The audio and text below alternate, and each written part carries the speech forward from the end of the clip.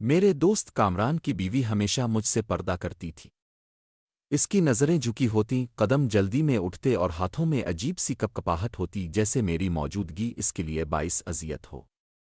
اس کے باوجود کامران مجھے بار بار اپنے گھر بلاتا رہتا۔ میں منع کرتا مگر وہ ضدی بچے کی طرح میرا ہاتھ پکڑ کر لے جاتا۔ ہم ایک ہی دفتر میں کام کرتے تھے، ہماری دوستی مضبوط تھی، لیکن ایک بات مجھے ہمیشہ کھٹکتی رہی۔ کامران کبھی میرے گھر نہیں آتا تھا۔ میری شادی کے دن کے سوا اس نے کبھی ہمارے دروازے پر قدم نہیں رکھا۔ ایک دن وہ بازار سے لوٹا تو اس کے چہرے پر عجیب سی خوشی تھی۔ اس نے بتایا کہ اس نے اپنی بیوی کے لیے ایک خوبصورت پازیب خریدی ہے۔ میں نے سرسری نظر ڈالی، تعریف کی اور بات ختم ہو گئی، مگر مجھے کیا خبر تھی کہ یہی پازیب میری زندگی کے سکون کو نگل جائے گی۔ اسی رات جب میں گھر پہنچا تو میری نظر نازیہ کے قدموں پر پڑی۔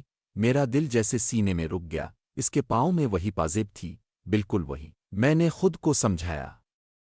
نازیہ میری چچازاد تھی، بچپن کی ساتھی، وہ لڑکی جس کے ساتھ میں نے آنکھ کھولی تھی۔ 3 سال کی ازدواجی زندگی میں اس نے کبھی مجھے شک کا موقع نہیں دیا تھا، مگر شک وہ خاموشی سے دل میں اتر گیا۔ اگلے دن کامران نے پھر مجھے اپنے گھر لے جانے کی ضد کی۔ میں نے بہانہ بنایا کہ میرے والد بیمار ہیں۔ وہ مان تو گیا مگر اس کی آنکھوں میں غصہ صاف جھلک رہا تھا۔ جب میں گھر لوٹا تو نازیہ گھر میں نہیں تھی۔ یہ پہلا موقع تھا۔ میں نے چوکیدار سے پوچھا تو اس بی بی صاحبہ روز ہی باہر جاتی ہیں، ابھی آ جائیں گی۔ یہ لفظ روز میرے دل میں تیر بن کر لگا۔ نازیہ واپس آئی تو اس کی آنکھیں جھکی ہوئی تھیں۔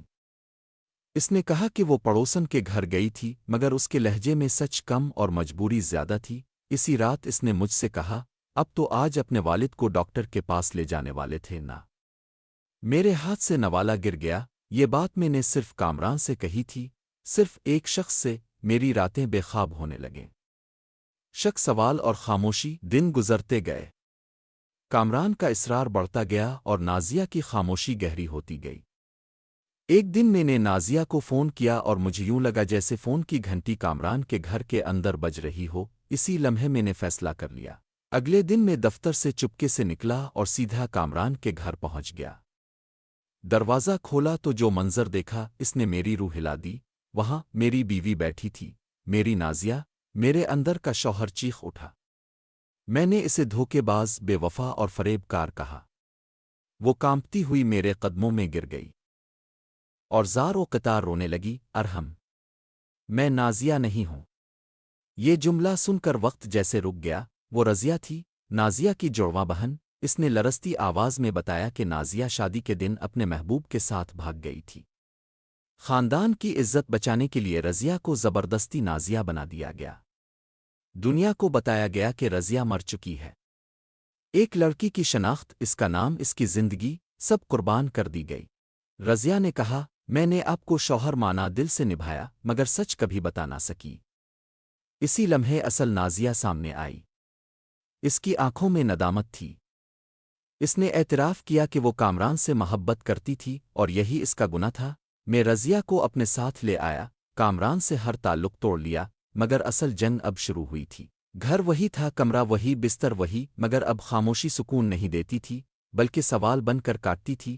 رضیہ میری خدمت کرتی، کھانا بناتی، میرے کپڑے سنبھالتی، بالکل ایک وفادار بیوی کی طرح، مگر میں ہر لمحہ نازیہ کو اس میں تلاش کرتا رہا۔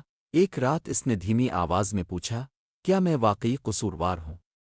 میں نے کہا، تم نے سچ چھپایا۔ اس کی آنکھوں سے آنسو بہہ نکلے۔ میں نے سچ چھپایا، مگر محبت نہیں۔ اس رات میں نے پہلی بار محسوس کیا، یہ عورت مجبوری سے نہیں، وفا سے میرے ساتھ تھی۔ دوسری طرف نازیہ بار بار معافی مانگتی رہی، مگر میرے دل میں اس کے لیے اب صرف یاد باقی تھی، محبت نہیں۔ اس رات میں نے پہلی بار محسوس کیا، یہ عورت مجبوری سے نہیں، وفا سے میرے ساتھ تھی۔ دوسری طرف نازیہ بار بار معافی مانگتی رہی، مگر میرے دل میں اس کے لیے اب صرف یاد باقی تھی، محبت نہیں۔